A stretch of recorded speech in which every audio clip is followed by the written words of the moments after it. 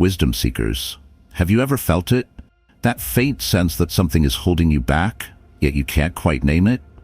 Not a crisis, not an obstacle you can see, but an invisible weight pulling at the edges of your mind and spirit. It's subtle, almost like a whisper, and before you know it, years of your life pass, leaving you wondering, was I truly free, or was I quietly controlled by forces I couldn't even recognize? The truth is, the most dangerous battles you'll ever face are not against external enemies. They're waged within, silent wars fought in the shadows of your habits. Habits so small, so ordinary, that they camouflage themselves as part of who you are. But these habits aren't just routines, they're thieves. They rob you of your clarity, your purpose, your strength.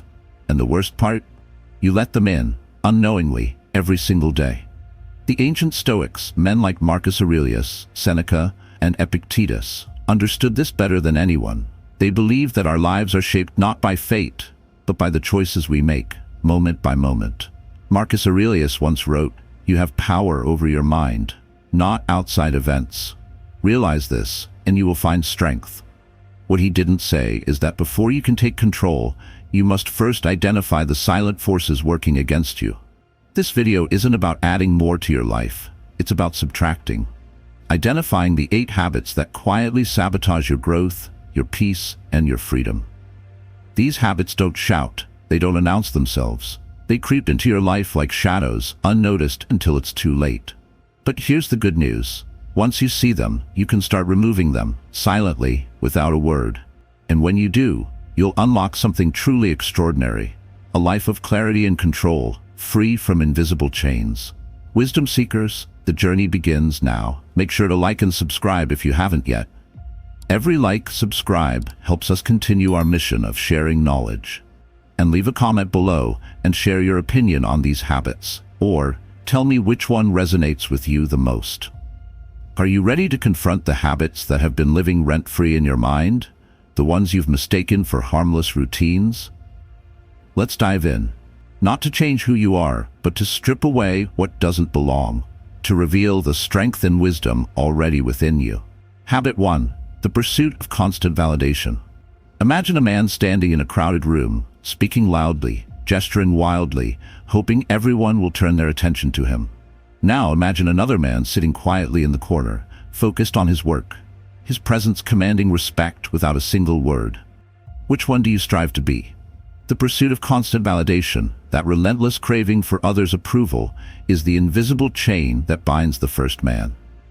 It's a habit born not from strength, but from fear.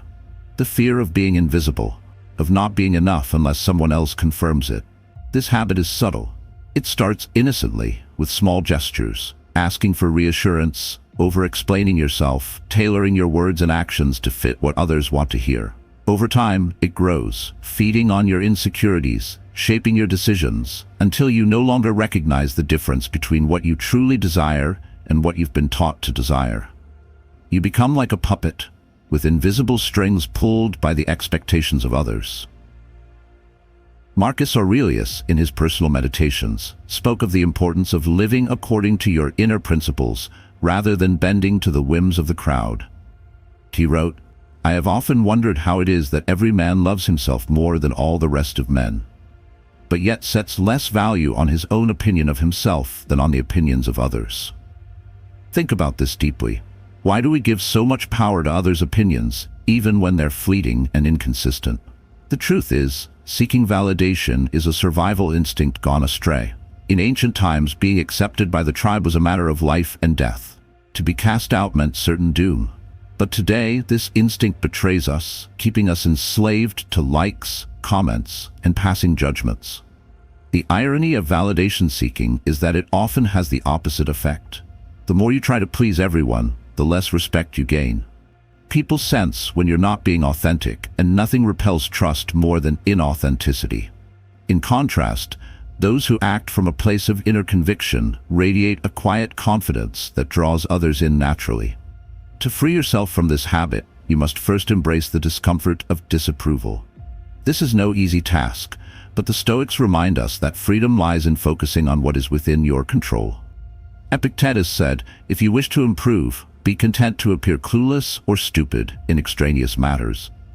His point was not to promote ignorance, but to remind us that we can't be masters of everything, nor should we pretend to be. It's better to be authentic and misunderstood than fake and accepted. Start small. The next time you feel the urge to explain yourself unnecessarily, stop. Let your actions speak. When someone criticizes you unfairly, resist the impulse to defend yourself. Instead, ask, is their opinion really my concern? You'll find that most of the time, it isn't. When you remove this habit silently, you begin to reclaim your power. You'll notice a shift in how you walk, speak, and carry yourself. The quiet assurance of someone who needs no external approval is magnetic. People will start to wonder what has changed about you, but you don't need to explain. As Marcus Aurelius put it, waste no more time arguing about what a good man should be. Be one. The most liberating truth is this: you do not need permission to live as your authentic self. The moment you stop seeking validation, you stop living for others, and that is when you truly begin to live for yourself. Habit 2. The addiction to distraction. Picture this.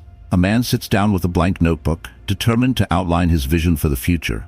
But before he writes the first word, his phone buzzes. One notification turns into 15 minutes of scrolling. A quick check of his email becomes an hour of responding to trivial requests. By the end of the day, the notebook remains blank. Yet again, he has allowed distraction to steal the best hours of his life. This isn't an unusual story. It's the default state of modern existence. The addiction to distraction is one of the most insidious habits of our time. Unlike obvious vices, it doesn't scream for attention. It whispers, presenting itself as harmless or even productive. Just one more email, one more article, one more quick glance at your phone.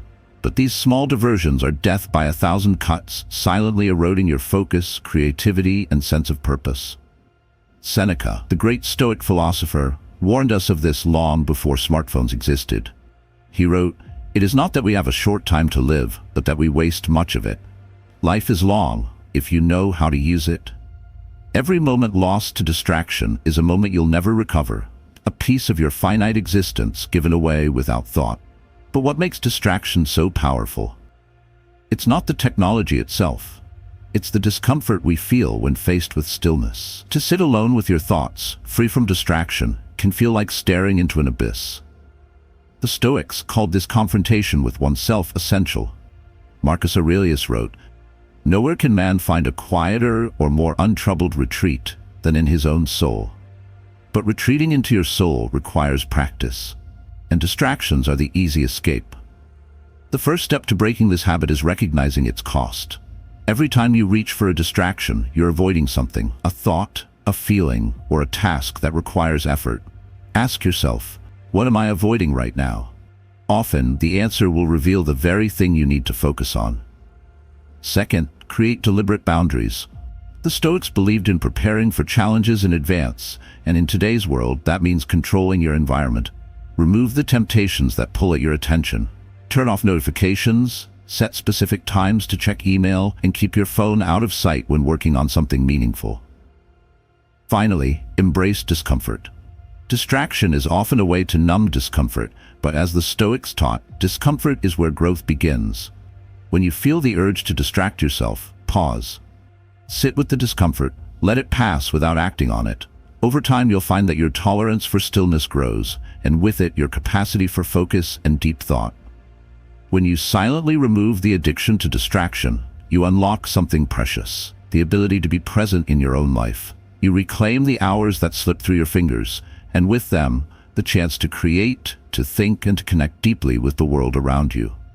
As Seneca reminded us, only those who value time know how to use it well. Habit 3. The habit of excuses. Imagine standing at the edge of a vast forest. On the other side lies everything you've ever wanted: purpose, success, fulfillment. But the path is shrouded in mist, and as you hesitate at the entrance, a voice in your head whispers, "Not today. You're not ready. It's too hard." This is the habit of excuses, the invisible wall that keeps you from stepping into the life you are meant to live. Excuses are seductive because they feel like self-protection. When you tell yourself the time isn't right, that you need more resources or better circumstances, you're shielding yourself from the fear of failure. But in truth, excuses don't protect you. They imprison you. Each one you make adds another brick to the wall, separating you from your potential. The Stoics had no patience for excuses. Epictetus was blunt in his assessment. Don't explain your philosophy, embody it. What he meant was this: stop talking about what you want to do or why you can't. Take action, even if it's imperfect, even if it's uncomfortable. The path to mastery begins with doing, not planning. The habit of excuses often stems from a fear of discomfort. We imagine the effort it will take to start something new, the potential judgment of others, or the sting of failure. But these fears are almost always exaggerated. As Marcus Aurelius observed, if you are pained by any external thing, it is not this thing that disturbs you, but your own judgment about it. The pain of action is rarely as severe as the stories we tell ourselves about it. To break this habit, start by recognizing the excuses as they arise. They often come in the form of "I can't because," or "I'll start when." Each time you catch yourself making an excuse, pause and challenge it. Ask yourself, is this true?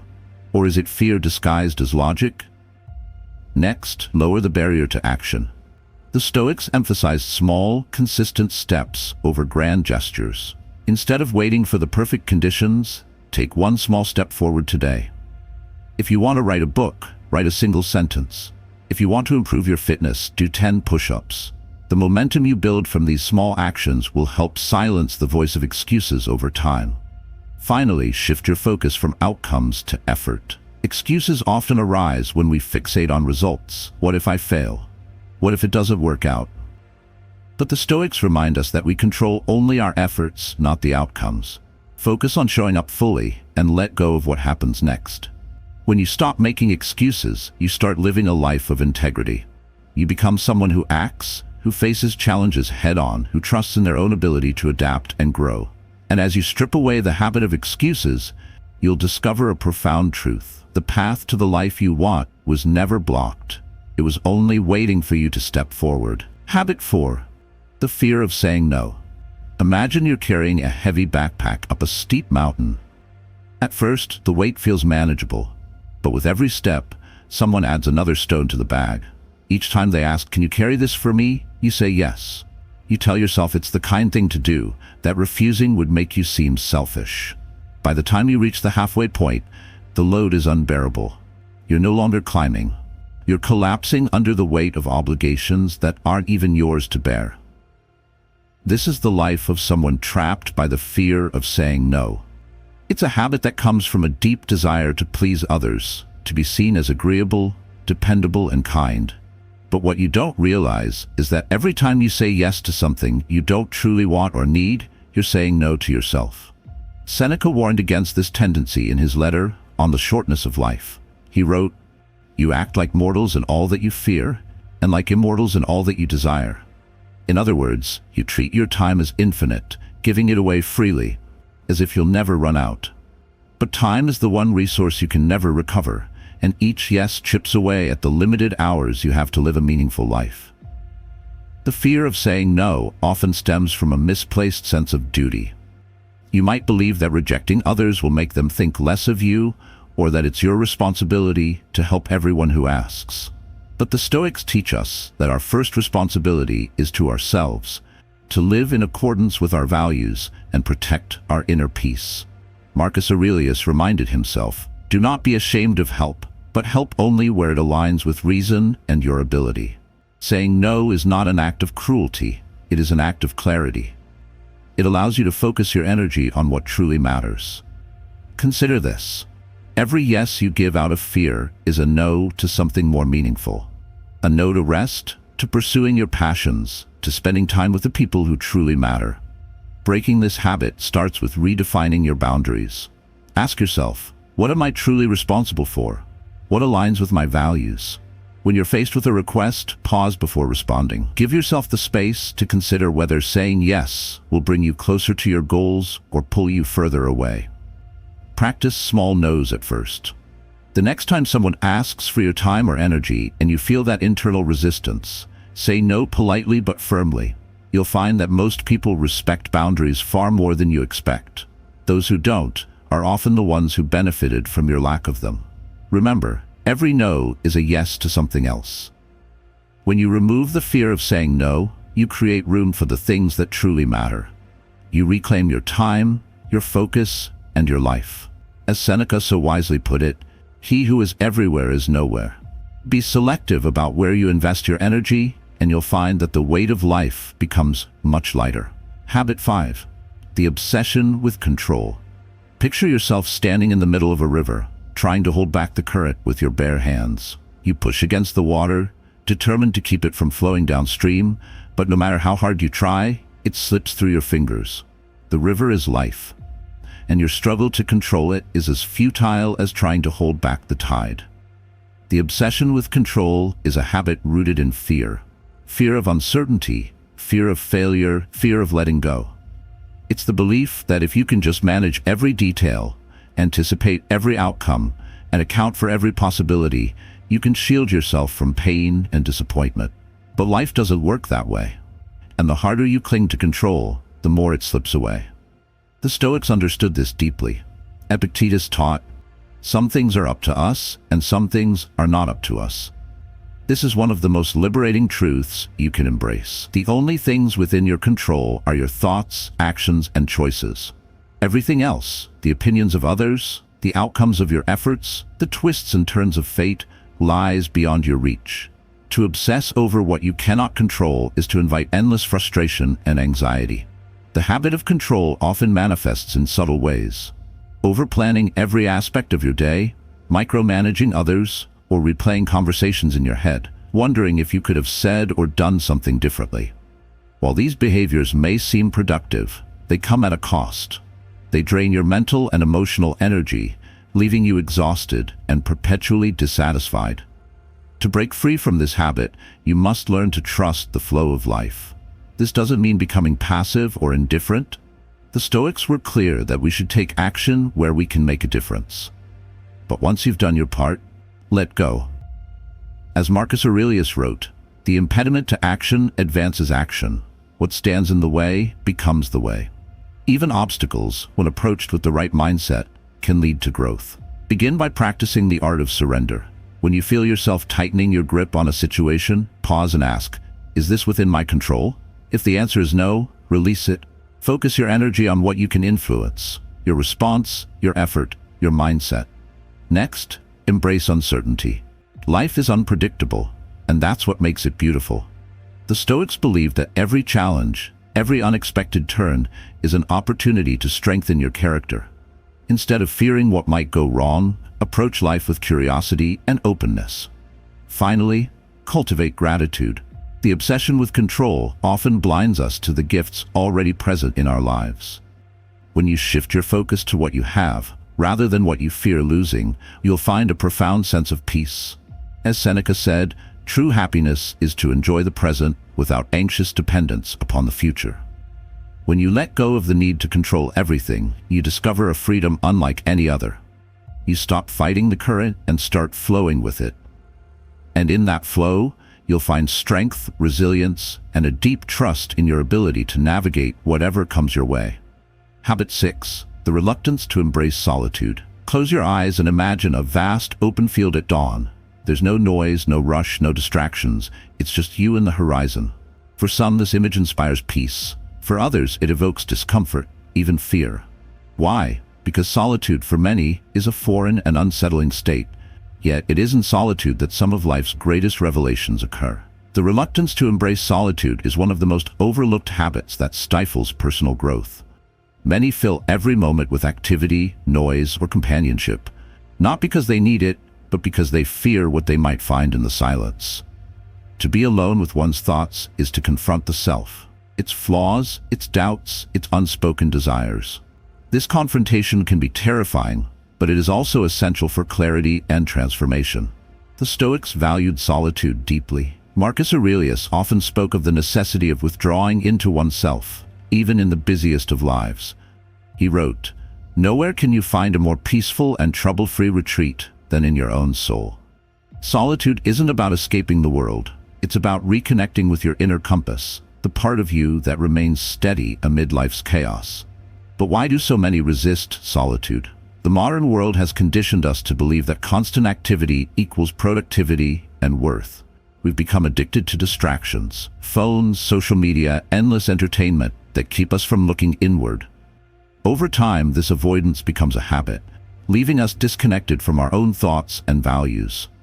To break this habit, begin by redefining solitude. It's not loneliness, nor is it isolation. Solitude is a deliberate choice to step away from external noise and tune into your inner world. It's a gift you give yourself, a chance to reflect, recharge, and recalibrate. Start small. Dedicate just a few minutes each day to being alone with your thoughts. Leave your phone in another room, find a quiet space, and simply sit. At first, your mind may resist. You might feel restless or uncomfortable, but this is part of the process. Over time, you'll begin to notice a sense of calm and clarity emerging from the stillness. In solitude, you'll discover truths about yourself that you might otherwise overlook. What truly matters to you? What goals are worth pursuing? What habits are holding you back? As Seneca advised, associate with those who will make a better man of you. Welcome those whom you yourself can improve. The process is mutual, for men learn while they teach. In solitude, you become both the teacher and the student, learning from your own thoughts and guiding yourself toward growth. When you embrace solitude, you reclaim your ability to think deeply and independently. You become less influenced by the opinions and distractions of others and more attuned to your own values and purpose. This habit, once nurtured, becomes a source of strength, allowing you to navigate life's challenges with greater clarity and confidence. Habit 7. The tendency to hold grudges. Imagine carrying a burning coal in your hand, intending to throw it at someone who wronged you. While you wait for the right moment to strike, the coal scorches your skin, causing you pain. This is the essence of holding a grudge. The harm it inflicts is not on the person you resent, but on yourself. The tendency to hold grudges is a deeply corrosive habit. It stems from a desire for justice, a belief that by clinging to anger, you're somehow balancing the scales. But as the Stoics remind us, harboring resentment only poisons your own soul. Epictetus taught, when someone does you wrong, you must immediately consider what judgment of good or evil led him to wrong you. Once you see that, you'll feel compassion, not anger or resentment. Grudges are a weight that you carry, often without realizing it. They cloud your judgment, drain your energy, and keep you tethered to the past. Worse, they give the person who wronged you power over your emotions. By holding on to resentment, you allow them to occupy space in your mind and dictate your state of being. To let go of this habit, start by reframing your perspective. When someone wrongs you, ask yourself, did they act out of ignorance, fear, or pain? Often, people's hurtful actions are a reflection of their own struggles, not a deliberate attempt to harm you. Recognizing this doesn't excuse their behavior, but it helps you release the need for revenge. Forgiveness is not about condoning what was done. It's about freeing yourself from the burden of carrying that pain. Marcus Aurelius wrote, "The best revenge is not to be like your enemy." By choosing forgiveness, you rise above the actions of others and maintain your integrity. One practical way to release grudges is to practice gratitude. When you feel resentment creeping in, shift your focus to what you're grateful for in your life. Gratitude has a way of softening anger and reminding you of the abundance around you. Another approach is to write down your feelings. Describe the hurt you've experienced and how it has affected you. Then, write a letter to the person you resent, not to send, but to express what you need to let go of. This act of acknowledgement can be deeply cathartic, allowing you to release pent-up emotions. Letting go of grudges doesn't mean you have to reconcile with those who hurt you. It simply means you refuse to let their actions define your emotional state. You reclaim your peace, your joy, and your focus. As Seneca wisely stated, how much better to heal than seek revenge from injury. Vengeance wastes a lot of time and exposes you to many more injuries than the first that sparked it. When you shed the tendency to hold grudges, you lighten your emotional load. You move through life with greater ease, unburdened by the weight of past wrongs. This freedom allows you to focus on what truly matters, leaving resentment behind and embracing a life of harmony and self-respect. Habit 8. The pursuit of validation. Imagine standing on a stage in front of an unseen audience. Every move you make, every word you speak, is calculated to earn their applause. The louder they cheer, the better you feel. But when the applause stops, you're left with an unsettling emptiness, questioning your worth. This is the trap of living for validation, a habit that chains you to the opinions of others and distances you from your true self. The pursuit of validation is a subtle thief. It disguises itself as ambition, as striving for excellence or connection. But at its core, it's a surrender of your inner freedom. You begin to measure your value by external markers, likes, compliments, promotions, or approval from peers. The problem with this is that external validation is fleeting. Like a mirage, it disappears the moment you think you've grasped it, leaving you perpetually chasing the next fix. The Stoics were unyielding in their rejection of this habit. Marcus Aurelius frequently reminded himself, "It never ceases to amaze me. We all love ourselves more than other people, but care more about their opinion than our own." The Stoics taught that the opinions of others are beyond your control. To anchor your happiness to something so unstable is to build your life on sand. But why do we crave validation so deeply? At its heart, the habit stems from insecurity and a fear of rejection. We seek approval as a way to soothe those fears, to feel seen and valued.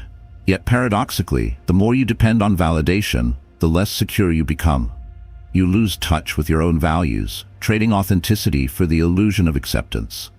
Breaking free from this habit begins with self-awareness. Ask yourself, why do I care so much about this person's opinion? Does their approval change who I am or what I'm capable of? Often, you'll find that the answer lies not in the external world, but in your own need to feel worthy. The key to overcoming the pursuit of validation is shifting your focus inward. As Epictetus said, know first who you are, and then adorn yourself accordingly. Instead of seeking worth through others, cultivate it within yourself. Align your actions with your values. Pursue what you find meaningful, and measure your success by your own standards. Practice detachment from praise and criticism alike. Both are merely opinions, not truths. When someone praises you, accept it graciously, but don't let it inflate your ego. When someone criticizes you, evaluate whether it's constructive, and if not, let it go. Marcus Aurelius reminded himself, "The soul becomes dyed with the color of its thoughts." Don't allow the fleeting opinions of others to dictate the colors of your soul. Finally, build your inner confidence by keeping promises to yourself. Each time you set a goal and follow through, you reinforce the belief that your worth is not contingent on others. You prove to yourself that you are enough, just as you are. When you let go of the pursuit of validation, you reclaim your authenticity. You become someone who acts from conviction, not from a need to impress. And in doing so, you find a deeper, more lasting sense of fulfillment. One that no applause or external approval could ever provide. Final thoughts, the silent transformation. Wisdom seekers, life is a series of choices. Every habit you nurture, every behavior you repeat, shapes the person you become. The 8 habits we've explored, from overthinking to the pursuit of validation, are not overtly destructive. They don't announce themselves as threats to your growth, but they are silent thieves, stealing your time, your energy, and your peace, one small moment at a time. The beauty of removing these habits is that it's a quiet revolution. You won't need fanfare or applause. No one may even notice at first. But over time, as you let go of these weights, you'll feel lighter, freer, more aligned with your values and purpose.